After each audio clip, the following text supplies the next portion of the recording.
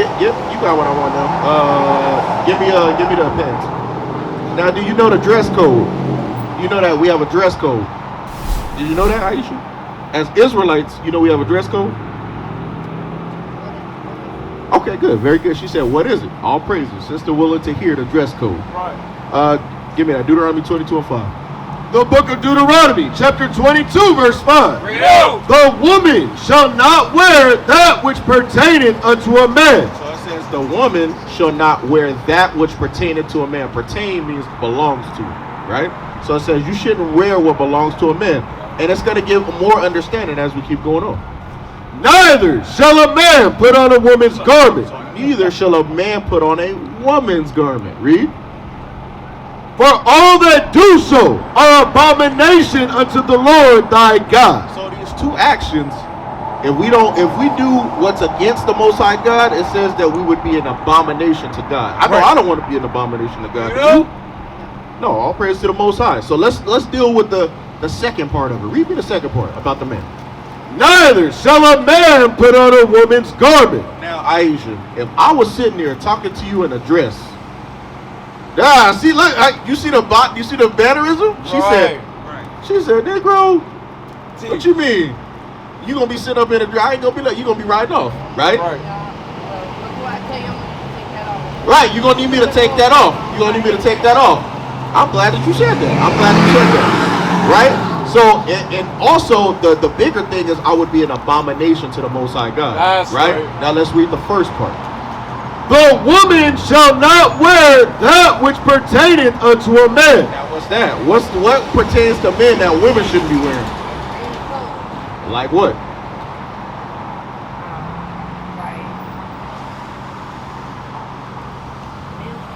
Like what? Give me some, because a dress is a woman's clothes. So what's men's clothes? What'd you say? Jeans, pants. The sister got sense. She understands. So you shouldn't have those pants on. Why? Why you think the Most High doesn't want a man in a dress and a woman in pants? If you don't know, it's fine. I just want to see where your thoughts is. I want you to take a stab at it.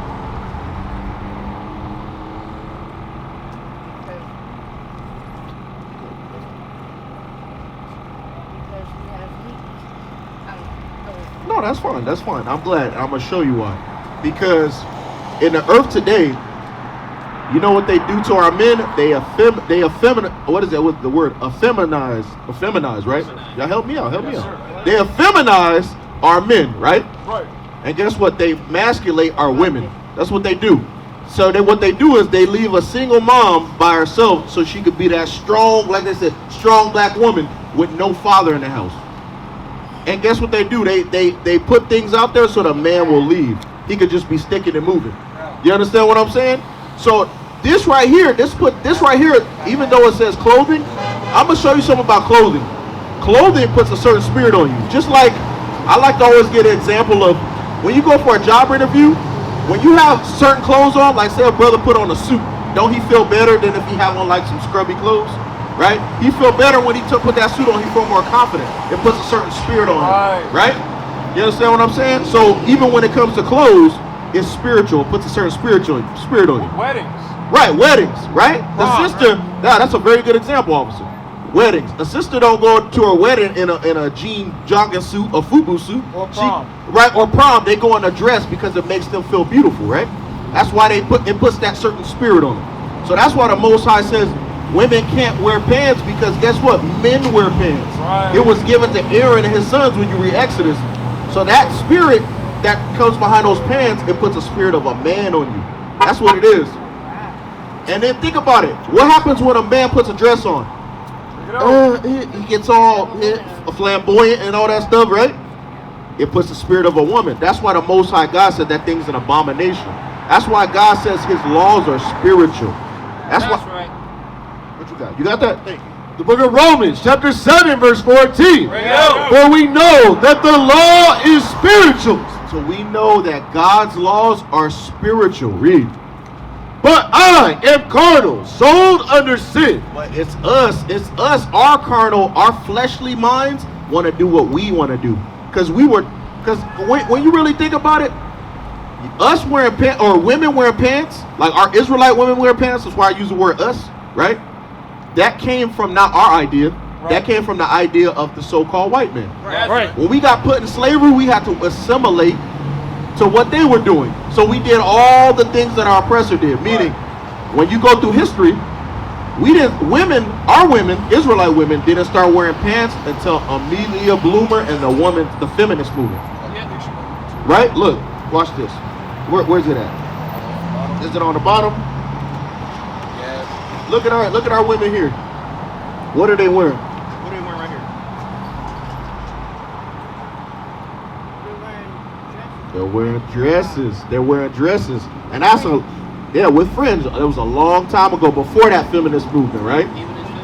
Even in slavery, when women was picking cotton, if you watch like Kizzy and all them, they had dresses on. That idea didn't get put into our mind until we got further assimilated. You see that? Right here. You see that black and white picture at the bottom? Right here. What's she wearing? A dress. Right? So that's the thing. That's the things that happened to us. Our oppressor got into our mind. Watch this. Give me Deuteronomy 28 real quick. I'm going to show you something. Deuteronomy 28, give me verse 46. Let's start there. The book of Deuteronomy, chapter 28, verse 46. Bring it out. And they shall be upon thee for a sign and for a wonder. Actually, start from 15. 15. You got it? Deuteronomy 28, verse 15. Bring it out. But it shall come to pass, if thou wilt not hearken unto the voice of the Lord thy God. What does it mean to hearken, Aisha? Hearken to the Lord our God, your God. Take heed to, listen to. Very smart sister. Read. To observe, to do all his commandments and his statutes, which I command thee this day. So now God is giving you a choice. He's giving you a decision. He said, if you don't listen to what I got to say in this Bible, these commandments that I'm giving you, what's going to happen? Then all these curses shall come upon thee and overtake thee. Did we listen to God? No, it's obvious. It's evident. It's evident we ain't listening to God. Read. Verse 16. Give me 46. So now we got the flip side of us not listening to God, right? 46. And they shall be upon thee for a sign and for a wonder. So it said the curses will be upon us for a sign and for a wonder. So what's a sign? For instance, Indian school, 27th Avenue. What does it do?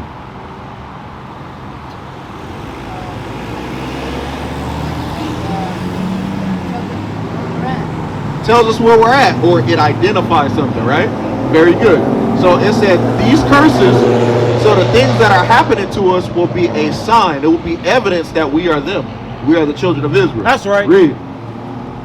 And upon thy seed forever. So it said, until you come back to me, these curses, these things that are happening to you will be upon your seed, meaning your children, generation after generation, forever, until y'all come back and serve me as a nation. So that's why we out here every week on the Sabbath day telling our people to come back to the Lord. Because somebody had to tell us to come back to the Lord. Right. You want to keep going? Yes. Verse 47. Because thou servest not the Lord thy God with joyfulness and with gladness of heart. Because when we bring out some of these things, like you a very smart sister. You said you instantly went to pants. Some of our sisters that I'm not going to do that. I don't want to put on a dress. I don't want to serve the Lord with joyfulness and gladness of heart. I don't want to stop keeping Christmas and keep the Feast of Dedication. I don't want to stop keeping Easter and keep Passover. That's the things we should be happy to keep, what's in this Bible. That's right. Read. For the abundance of all things. Because you know the Lord gave us everything. He gave us all things. We have blessings on blessings. But guess what? We chose to do our own thing. Read. Therefore shalt thou serve thine enemy. God said, because you decide you don't want to serve me, he said what? Therefore shalt thou serve thine enemies. Did God say, therefore you shall serve your friends? He said, therefore you shall serve your enemies. Right. Who did this to us? Is this our friends that did this to us? But who did it? What nation of people who did it? The so-called white man, because his name is Esau in the Bible. But That's yes, right. the white man, the Caucasian man, right? They did this to us. And not only them, other nations, but we're dealing with him right now. So it said, your enemy, read. Therefore shalt thou serve thine enemies which the Lord shall send against thee. God sent them against us. That's right. Because guess what? Ain't no one nation of people gonna just be able to overtake all these people without a God behind them. God said, you don't want to serve me? Guess what? I'm gonna make sure that all of y'all go into slavery. Read. In hunger and in thirst. So now you gotta serve your enemy in hunger. Because guess what? When you go to Walmart, Bash's, what else? Fry's, Costco's, Sam's Club. Do blacks and Hispanics or Native Americans own that? No, they don't. We gotta go ask them for food. Or we gotta go to work for food when the land was given to us. Read. And in thirst, and in nakedness, and in want of all things. I said in thirst. Where the bottle of water at? We all see that. Look at one of these bottles of water. We had to go buy this, right? This fall free from the sky. If you watch this little documentary, sis, it's called Even the Rain. They was locking brothers up for harvesting water, rainwater, and the water fall free from the sky. If they want to turn your water off, they can just hit the little meter and turn it off. That's why he said we gotta serve our enemies in one of all things. Read. And he shall put a yoke of iron upon thy neck. And notice the Bible used specific words. It said, and he shall put. So who's the he that put the yoke of iron on our neck? The Caucasian race. That's right. That's right. He put a yoke of iron on our neck. Read. Until he have destroyed thee. You know how he destroyed us? And I'm gonna take it all the way back to what we were talking about. Did he destroy us just physically? No, he destroyed us mentally too. Right. He destroyed us to where we change our hair. He destroys where we change what we wear. Right. Talk about it. He destroyed us to what? To how we behave ourselves. Bring it out. As men and women. That's how we've been destroyed as a people. He's destroyed our minds. He's destroyed our minds. It's okay, sis. It's okay. I understand. Hey, I had these same type of emotions when I heard this. But you know what it is? We gotta change. We gotta change. Sis. We gotta be that example to other people. We gotta change and get out of this oppressive state. Hey, Shalom Israel. Most High in Christ bless you. Hey, it's that time again. We need you to subscribe to the IUIC Phoenix YouTube page, all right? So make sure you go ahead and subscribe right now. We need your help. Shalom.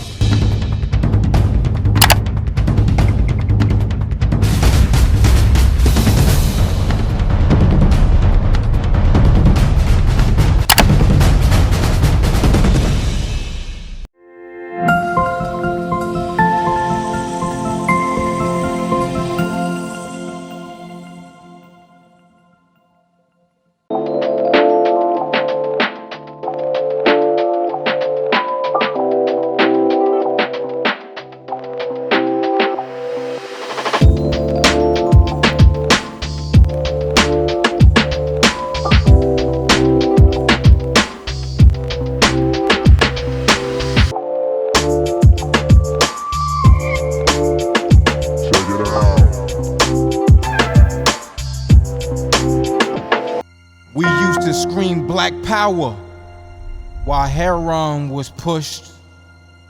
But at the end of the day, nothing's in vain. IUIC has been given a vision.